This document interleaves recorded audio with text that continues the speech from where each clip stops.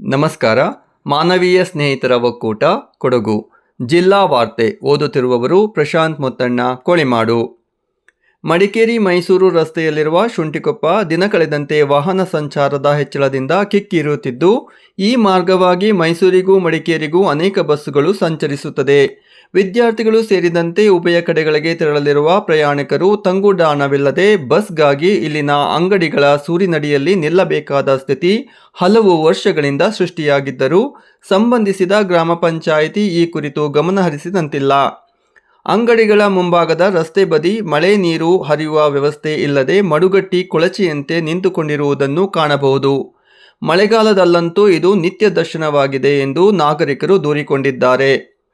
ತಾವು ಹೋಗಬೇಕಾದ ಬಸ್ ಬಂದಾಗ ತಾ ಮುಂದು ನಾ ಮುಂದು ಎಂದು ಹತ್ತಲು ತೆರಳುತ್ತಿರುವ ವಿದ್ಯಾರ್ಥಿಗಳಲ್ಲಿ ಕೆಲವರು ಹಳಿ ತಪ್ಪಿದಂತಾಗಿ ಕೊಳಚೆ ನೀರನ್ನು ತುಳಿಯುವುದು, ವಿದ್ಯಾರ್ಥಿಗಳ ಪಠ್ಯ ವಸ್ತುಗಳು ಬೀಳುವುದು ಇತ್ಯಾದಿ ಸಂಭವಿಸುವುದು ಇದೆ ಎಂದಿರುವ ಸ್ಥಳೀಯರು, ಬಸ್ ತಂಗುದಾಣ ನಿರ್ಮಿಸುವವರೆಗೂ ಇಲ್ಲಿನ ಗ್ರಾಮ ಪಂಚಾಯಿತಿಯು ಕೊಳಚೆ ನೀರು ರಸ್ತೆ ಬದಿ ನಿಲ್ಲದಂತೆ ವ್ಯವಸ್ಥೆ ಮಾಡುವುದಾಗಲಿ, ನೀರು ನಿಲ್ಲುವ ಸ್ಥಳದ ಉದ್ದಕ್ಕೂ ಕಬ್ಬಿಣದ ಹಾಸನ್ನು ಅಳವಡಿಸುವುದಾಗಲಿ ಮಾಡಿ ತಾತ್ಕಾಲಿಕ ಅನುಕೂಲವನ್ನು ಕಲ್ಪಿಸುವಂತೆ ಕೋರಿಕೊಂಡಿದ್ದಾರೆ. ಕೊಡಗಿನ ಪರಿಸರದ ಮೇಲೆ ವಿನಾಶಕಾರಿ ಪರಿಣಾಮ ಬೀರುತ್ತಿರುವ ಮತ್ತು ಕೊಡವ ಭೂಪ್ರದೇಶದ ಮೇಲೆ ಮಿತಿ ಮೀರಿದ ಒತ್ತಡ ಹೇರುತ್ತಿರುವ ಹೊರಗಿನ ಬಂಡವಾಳಶಾಹಿಗಳ ಮೆಗಾ ಟೌನ್ಶಿಪ್ಗಳು ಮತ್ತು ರೆಸಾರ್ಟ್ಗಳನ್ನು ತಕ್ಷಣ ತೆರವುಗೊಳಿಸಬೇಕೆಂದು ಆಗ್ರಹಿಸಿ ಕೊಡವ ನ್ಯಾಷನಲ್ ಕೌನ್ಸಿಲ್ ಸಂಘಟನೆ ಮಡಿಕೇರಿಯಲ್ಲಿ ಶಾಂತಿಯುತ ಸತ್ಯಾಗ್ರಹ ನಡೆಸಿತು. ನಗರದ ಜಿಲ್ಲಾಧಿಕಾರಿಗಳ ಕಚೇರಿ ಎದುರು ಸಿಎನ್ಸಿ ಅಧ್ಯಕ್ಷ NU ನಾಚಪ್ಪ ಅವರ ನೇತೃತ್ವದಲ್ಲಿ ನಡೆದ ಸತ್ಯಾಗ್ರಹದಲ್ಲಿ ಮೆಗಾ ಟೌನ್ಶಿಪ್ಗಳು ಮತ್ತು ರೆಸಾರ್ಟ್ಗಳಿಂದ ಕೊಡಗಿನ ಮೇಲಾಗುತ್ತಿರುವ ದುಷ್ಪರಿಣಾಮಗಳ ಕುರಿತು ವಿವರಿಸಲಾಯಿತು. ರೋಟರಿ ಮಿಸ್ಟಿ ಹಿಲ್ಸ್ ವತಿಯಿಂದ ಮಡಿಕೇರಿಯ ಸಂಚಾರಿ ಪೊಲೀಸ್ ಸಿಬ್ಬಂದಿಗಳಿಗೆ ರೇನ್ ಕೋಟ್ಗಳನ್ನು ಕೊಡುಗೆಯಾಗಿ ನೀಡಲಾಯಿತು.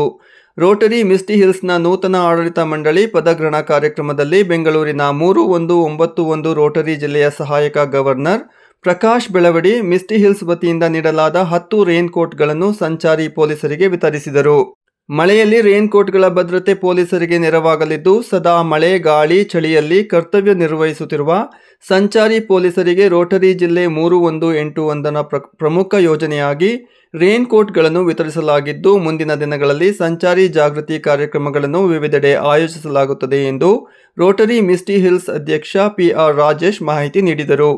ರೋಟರಿ ಸಹಾಯಕ ಗವರ್ನರ್ HS ವಸಂತಕುಮಾರ್, ವಲಯ ಸೇನಾನಿ ಪೊನ್ನಚನ ಮಧುಸೂದನ್, ಕಾರ್ಯದರ್ಶಿ ಡಾಕ್ಟರ್ GD ಚೇತನ್, ಮಿಸ್ಟಿ ಹಿಲ್ಸ್ನ ಜಿಲ್ಲಾ ಸಂಚಾರಿ ಯೋಜನಾ ಸಮಿತಿ ನಿರ್ದೇಶಕ SM ಚೇತನ್ ಹಾಜರಿದ್ದರು. ರಾಜ್ಯ ಆಂತರಿಕ ರಕ್ಷಣಾ ವಿಭಾಗದ IGP S ವಿಕಾಸ್ ಕುಮಾರ್ ಜಿಲ್ಲಾ ಪೊಲೀಸ್ ಕಚೇರಿಗೆ ಭೇಟಿ ನೀಡಿ ಪರಿವೀಕ್ಷಣೆ ನಡೆಸಿದರು. ಈ ಸಂದರ್ಭ ಹಾಜರಿದ್ದ ಪೊಲೀಸ್ ಅಧಿಕಾರಿಗಳೊಂದಿಗೆ ಕಾನೂನು ಸುವ್ಯವಸ್ಥೆ ವಿಚಾರವಾಗಿ ಚರ್ಚಿಸಿದರು.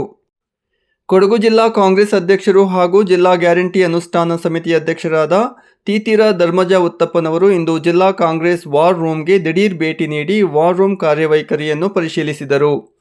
ಸುಮಾರು 2 ಗಂಟೆಗಳ ಕಾಲ ವಾರ್ ರೂಮ್ನಲ್ಲಿ ಮತದಾರರ ವಿಶೇಷ ಪರಿಷ್ಕರಣೆ ಕಾರ್ಯಕ್ರಮದ ಪ್ರಗತಿಯ ಬಗ್ಗೆ ಜಿಲ್ಲಾ ವಾರ್ ರೂಮ್ ಅಧ್ಯಕ್ಷರಾದ ತೆನ್ನೀರ ಮೈನಾರ್ ಅವರಿಂದ ಮಾಹಿತಿಯನ್ನು ಕಲೆ ಹಾಕಿದರು. ತಾಲೂಕುವಾರು ವಾರ್ ರೂಮ್ಗಳು ಮತ್ತು ವಿವಿಧ SIR ಸಹಾಯವಾಣಿ ಕೇಂದ್ರಗಳಿಂದ ಬಂದ ವರದಿಗಳನ್ನು ಪರಿಶೀಲಿಸಿದರು. ವಾರ್ ರೂಮ್ ಚಟುವಟಿಕೆಗಳು ತೃಪ್ತಿದಾಯಕವಾಗಿದ್ದು, ಕಾರ್ಯಕ್ರಮ ಪೂರ್ಣಗೊಳ್ಳುವವರೆಗೂ ಜಾಗೃತರಾಗಿ ಇರುವಂತೆ ಸಲಹೆ ನೀಡಿದರು.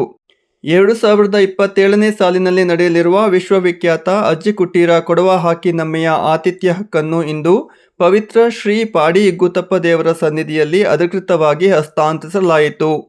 ಕೊಡವ ಹಾಕಿ ಅಕಾಡೆಮಿ ಅಧ್ಯಕ್ಷರಾದ ಪಾಂಡಂಡ ಬೋಪಣ್ಣ ಅವರು 2027ರ ಆತಿಥ್ಯ ಆಯೋಜನೆಯ ಹಕ್ಕುಪತ್ರವನ್ನು ಅಜ್ಜಿಕುಟೀರ ಹಾಕಿನಮ್ಮೆಯ ಅಧ್ಯಕ್ಷರಾದ ನರೇನ್ ಕಾರ್ಯಪ್ಪ ಹಾಗೂ ಗೌರವ ಅಧ್ಯಕ್ಷರಾದ ಶಾಸಕ ಅಜ್ಜಿಕುಟೀರ S ಪೊನ್ನಣ್ಣ ಹಾಗೂ ಕುಟುಂಬಸ್ಥರಿಗೆ ನೀಡಿದರು. ಕಾರ್ಯಕ್ರಮಕ್ಕೂ ಮೊದಲು ಶ್ರೀ ಪಾಡಿ ಇಗ್ಗುತಪ್ಪ ದೇವರ ಸನ್ನಿಧಿಯಲ್ಲಿ ವಿಶೇಷ ಪ್ರಾರ್ಥನೆ ಸಲ್ಲಿಸಲಾಯಿತು. ಬಳಿಕ ಆಯೋಜಕ ಹಕ್ಕುಪತ್ರವನ್ನು ಕೊಡವ ಹಾಕಿ ಅಕಾಡೆಮಿ ವತಿಯಿಂದ ಅಜ್ಜಿಕುಟೀರ ಕುಟುಂಬಕ್ಕೆ ಹಸ್ತಾಂತರಿಸಲಾಯಿತು. ಈ ಸಂದರ್ಭದಲ್ಲಿ ಶಾಸಕರ ಧರ್ಮಪತ್ನಿ ಶ್ರೀಮತಿ ಕಾಂಚನ್ ಪೊನ್ನಣ್ಣ ಅವರು ಉಪಸ್ಥಿತರಿದ್ದರು.